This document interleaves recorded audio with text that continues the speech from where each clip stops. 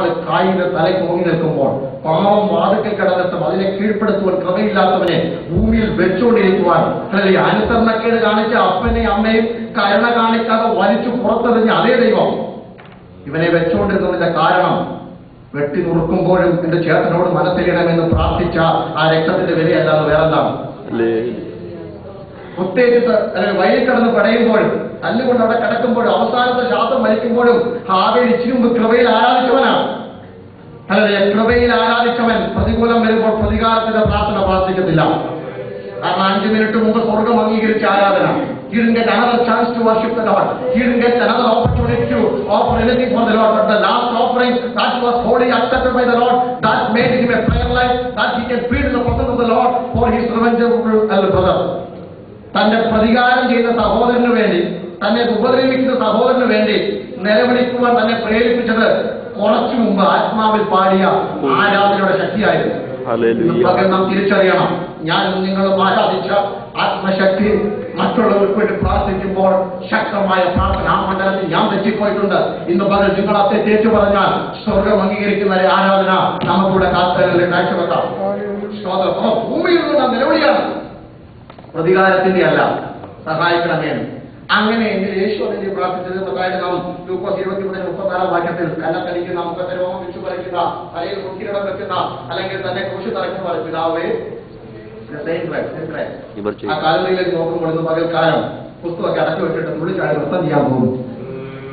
എന്നെ കൊല്ലരുതെന്ന് എന്റെ പേര് പറഞ്ഞിട്ട് ഇത്ര വർഷം, ഇന്ന വർഷം, 2000 വർഷം കഴിഞ്ഞ് അല്ലെങ്കിൽ 1900 വർഷം കഴിഞ്ഞ് ജനിക്കാൻ പോകുന്ന ഇന്നവനെ കൊല്ലരുതെന്ന് സ്വർഗത്തോട് നിലവിളിച്ച ആ പ്രാർത്ഥനയല്ലയോ എന്നെയും നിന്നെയും ഇന്ന് പകൽ ഇവിടെ പഠിപ്പിച്ചത്.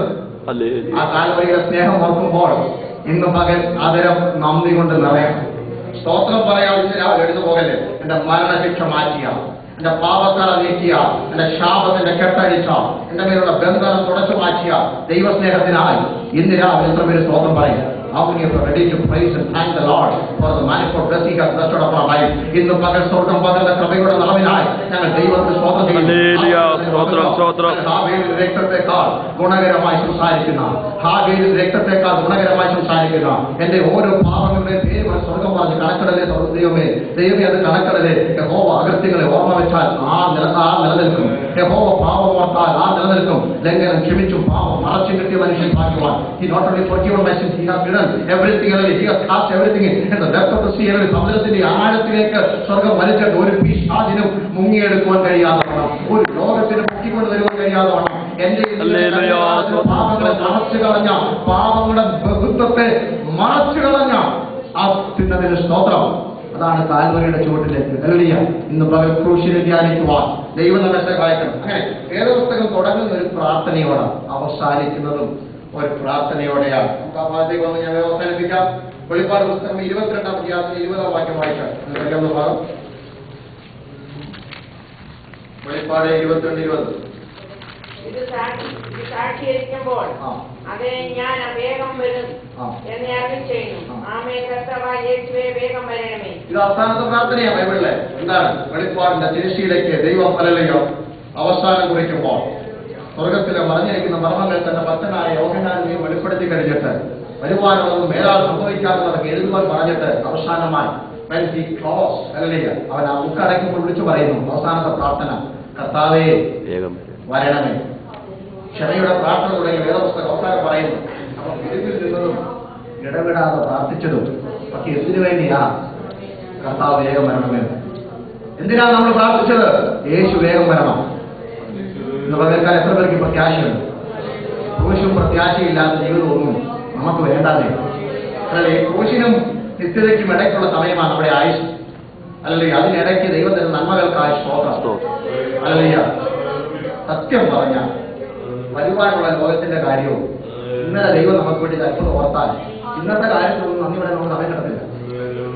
സത്യം പറയാനാ ദൈവം ക്രൂശി നടത്തിയ നമുക്ക് വേണ്ടി ചൊരിഞ്ഞ രക്തബലിയും നിത്യതയിൽ നമ്മളെ കൊണ്ടെത്തിക്കുന്ന കാര്യം ഓർത്തു കഴിഞ്ഞാൽ ഇപ്പൊ ഉള്ള മറ്റു കാര്യങ്ങൾക്കൊന്നും നന്ദി പറയാൻ നമുക്ക് സമയമില്ല. ഈ കഷ്ടത ഓർക്കാനും പറ്റത്തില്ല.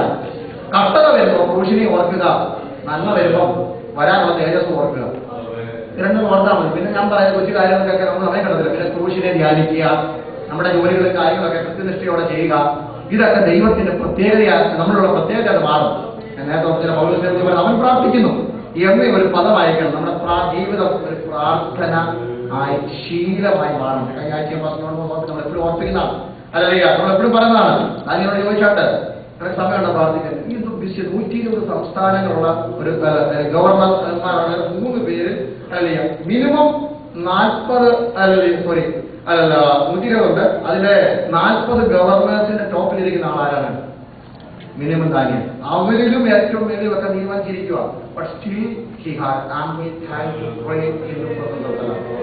എന്നിട്ട് അതിനുണ്ട് പ്രാർത്ഥിപ്പാൻ ഏറ്റവും വിശയുള്ള രാജാവായിരുന്നു ദാവീദ്. ഒരു നിമിഷം വീട് കുതിക്കാൻ വേണ്ടി. ശലോമോനാണെങ്കിൽ ഇത്രയും പാട്ടും പ്രാർത്ഥനയ്ക്കുണ്ട്. കാരണം അവരുടെ കാലത്ത് ഒരു യുദ്ധം ഇല്ലായിരുന്നു, സ്വസ്ഥമായിരുന്നു. പക്ഷെ പാട്ടൊക്കെ സമയമുണ്ട്, ഇഷ്ടംപോലെ സമയമുണ്ട്. പക്ഷെ ദാവീദിനെ സംബന്ധിച്ച് വീട്ടിൽ ഇരുന്നിട്ട് വേണ്ടേ, ഒന്നും അതിനകത്ത് ഓടാം, ഒന്ന് കഥയുടെ കയറി ഒന്ന് ഇരിക്കാൻ തുടങ്ങുമ്പോൾ പിള്ളേർ ഇറങ്ങി പോയി. ഇല്ല, ഒരു അഭിഷേകം പ്രാർത്ഥിച്ച് അങ്ങോട്ട് വന്നിരുന്ന ശവൽ മുന്നോട്ട് വരും. അല്ലേ? അല്ല, ഒന്ന് നല്ലപോലെ പ്രാർത്ഥിക്കണമെങ്കിൽ ഭാര്യ നേരെ നിൽക്കും. അല്ലേ? ഈ പിള്ളേരെല്ലാം നാട്ടുകാരാണ്, അവിടുന്ന് യുദ്ധം ഇവിടുന്ന് യുദ്ധം. ദാവീദിന് ജീവിതകാലം ഉറപ്പൊന്ന് കഥയിരിക്കാൻ പറ്റിയിട്ടില്ല. അതുകൊണ്ടാണ് 57 സങ്കീർത്തനം പോകുന്നത്. അതല്ല, നശിപ്പിക്കരുത് എന്ന രാഗത്തിൽ ഇന്ന് വന്നിട്ട് പറയാം. എല്ലാവരും പറയും ദൈവം എന്നെ എന്ത് ചെയ്തത്? ഞാനെന്റെ മലയാളം പറയുന്നത് മറ്റുള്ളതൊന്നുമല്ല. അല്ല, ദൈവം ഇത് കൈ കൂട്ടി പിടിച്ചുകൊണ്ട് പിള്ളേരോടും ഭാര്യയോടും മക്കളോടും മരുമക്കളോടും കൊച്ചുമക്കളോടും സർക്കാരോടും നാട്ടുകാരൊക്കെ പറയാം എന്നെ എന്ത് ചെയ്തത്? നശിപ്പിക്കരുത് എന്ന രാഗത്തിൽ ഒരു തുടങ്ങിയത് നശിപ്പിക്കരുതെന്നാ. പക്ഷെ പാടിക്കഴിഞ്ഞപ്പോൾ എന്തായി മാറി? ഇവിടെ വായിക്കുന്നു, അവൻ ഓടിപ്പോകുമ്പോൾ ചുമച്ചത് ഇവിടെ ഓടി ശ്വാസം എടുത്ത് അണച്ചടച്ച് പോകുക. അതിൻ്റെ ഇടയ്ക്ക് ഒരു ഭക്തിഗാനം എഴുതുവാൻ നിൽക്കാതെ ഓടുമ്പോൾ പകൽ നീ പ്രാർത്ഥിച്ച എല്ലാ പ്രാർത്ഥനകളും, എല്ലാ പാട്ടുകളും, എല്ലാ ആരാധനകളും ജീവിതത്തിന്റെ വൈതരണ്യയുടെ മണ്ഡലങ്ങളിലാണ് ഏറ്റവും നല്ല പാട്ട് പുറത്തു വന്നിട്ടുള്ളത്. അതായത് ദാവീദിന്റെ സംഘത്തിലൊക്കെ വായിച്ചത് സ്വസ്ഥത വന്നപ്പോൾ എഴുതിയ പാട്ടിനേക്കാൾ ബാക്കി എല്ലാ 40 പാട്ടുകളിൽ അല്ലെങ്കിൽ 35 പാട്ടിലധികം ദാവീദ് എഴുതിയ എല്ലാ പാട്ടുകളും തന്റെ കഷ്ടത എഴുതിയതാണ്. അല്ലെങ്കിൽ എന്താ പറയുക ആ പാട്ട് വരെ. അപ്പം നോക്കണം, ഈ പ്രത്യാശയുടെ ഗീതം പ്രാർത്ഥനയെന്ന് പ്രാർത്ഥന. ആമേൻ കർത്താവേ, നമ്മുടെ ധൃതിയോട് നമ്മൾ പറയുന്നു അവിടെ ഇരിക്കുന്ന ആമേൻ കർത്താവ് വരണമെന്ന്. നമ്മൾ ചൂട് അന്നത്തെ കാലത്ത് നമ്മുടെ പിതാക്കന്മാർ ഇറങ്ങിയ സമയത്ത് അല്ലെങ്കിൽ ഈ കത്ത് തയ്ക്കാം. വൈകുന്നേരം വരെ കളച്ചിട്ട് വൈകുന്നേരം വരെ അധ്വാനിച്ചിട്ട് വന്നാലും ഒരു കഞ്ഞി വേറെ കിട്ടുന്നത്. പിന്നെന്തിനാ ഇവിടെ കിടക്കുന്നത്? ഹലിയ ഉച്ച വരെ കളച്ചിട്ട് അത് തന്നെ കിട്ടുന്നത്. ഇന്ന് നമ്മുടെ സാഹചര്യങ്ങളൊക്കെ മാറിയോണ്ടാ ഹലിയ. അതുകൊണ്ട് അവര് അന്ന് നമുക്ക് പ്രാർത്ഥിച്ചു ആമേൻ കർത്താവേ വന്നാൽ പോരാ, എങ്ങനെ വരണം? വേഗം വരണമേ. നമ്മളൊക്കെ ശീലമായതുകൊണ്ട് നമ്മൾ എന്ത് ചെയ്തു? നമ്മളത് കണ്ട് എന്തായിക്കോട്ടെ കർത്താവ് വരണം. അതാണ് നമ്മുടെ ഏറ്റവും വലിയ ആഗ്രഹം. കർത്താവ് പറഞ്ഞ ആഗ്രഹം നമ്മൾ ഇടിമി നിന്നതും ഇടപെടാതെ പ്രാർത്ഥിച്ചതും മറ്റുള്ളവർക്ക് വേണ്ടി മധ്യസ്ഥമയത്തും ഒക്കെ ഒരൊറ്റ ലക്ഷ്യമാണ്, അത് വരണം. പ്രാർത്ഥന ആമേൻ പറയുമ്പോൾ സ്വർഗത്തിലെ മുഴക്കം കേൾക്കാത്ത പ്രാർത്ഥനയല്ല. അല്ല, അതാണ് നമ്മുടെ പ്രാർത്ഥന എന്ന് പറയുന്നത്. അപ്പൊ പ്രത്യാശയായിരിക്കണം. പ്രാർത്ഥിച്ചു തുടങ്ങാം. എങ്ങനെയുണ്ട്? അന്നാടി ചോദിച്ചോട്ടെ എങ്ങനെ ഞാൻ പ്രാർത്ഥന തുടങ്ങിയേ? 1-ാം അധ്യായത്തിന്റെ 11-ാം വാക്യത്തിൽ ഇങ്ങനെ വായിക്കുന്നു, അന്ന പ്രാർത്ഥിച്ച് കരഞ്ഞത്. അപ്പൊ പ്രാർത്ഥിക്കുമ്പോൾ നമുക്ക് എന്ത് ചെയ്യാം? പറഞ്ഞാൽ കരയാം. പ്രാർത്ഥിക്കുമ്പോ നമുക്ക് കൊടുത്ത് കരയാം, അത് കുഴപ്പമൊന്നുമില്ല. പ്രാർത്ഥിക്കുമ്പോൾ കരയാം, ഒരു കുഴപ്പമില്ല. പക്ഷെ പ്രാർത്ഥിച്ച് കഴിയുന്നില്ലേ? കരഞ്ഞു പ്രാർത്ഥിച്ച ഒരു വിഷയത്തിന് വേണ്ടിയും പിന്നെ കരയും. ഞാൻ പറഞ്ഞ അർത്ഥമായി. നിങ്ങൾ കരഞ്ഞു പ്രാർത്ഥിക്കാത്ത വിഷയത്തിന് വേണ്ടിയാ ജീവിതത്തിൽ എപ്പോഴെങ്കിലും കരഞ്ഞിട്ടുള്ളത്. ഇനി പറയുന്ന സ്റ്റേറ്റ്മെന്റ് ഒന്ന് മറന്നുപോയത്.